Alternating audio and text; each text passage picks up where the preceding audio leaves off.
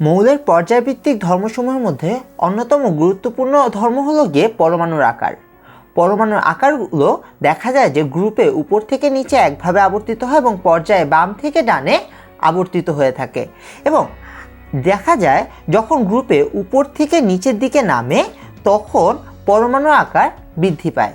কারণ আমাদের দেখা যায় যে যখন উপর থেকে কোনো গ্রুপে, নির্দিষ্ট গ্রুপে উপর থেকে যখন নিচের দিকে নামে, সেক্ষেত্রে একটি নতুন শক্তি স্তর যুক্ত হয় পরমাণুতে।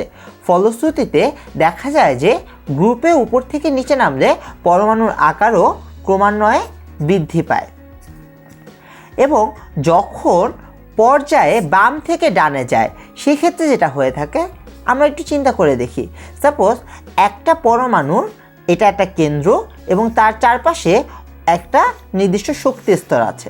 আমরা জানি কোনো পর্যায়ে যেহেতু কোনো নতুন শক্তি স্তর অ্যাড হয় না, অবশ্যই সেই ক্ষেত্রে দেখা যায় যে যখন পর্যায়ে বাম থেকে ডানে যাওয়া হয় একটা করে প্রোটন আমাদের নিউক্লিয়াসে যুক্ত হয় এবং সাথে একটি ইলেকট্রনও বাইরে যুক্ত হয়। যখন আমাদের নিউক্লিয়াসে একটি প্রোটন এবং আমাদের বহিস্থ শক্তি স্তরে একটি ইলেকট্রন যুক্ত হয় তখন দেখা যায় যে তাদের মধ্যকার আকর্ষণ আরও বেশি বেড়ে যায়।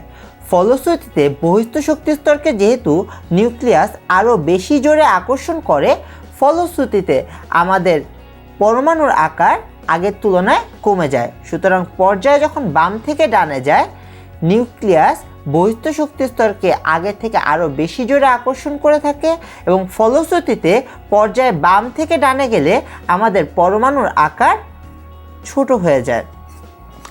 সো আমরা তাহলে ব্যাপারটাকে এভাবে সামারাইজ করতে পারি, যখন গ্রুপে উপর থেকে নিচে পরমাণুর আকার ক্রমান্বয়ে বৃদ্ধি পায় এবং পর্যায়ে বাম থেকে ডানে পরমাণুর আকার ক্রমান্বয়ে ছোট হয়ে যায়।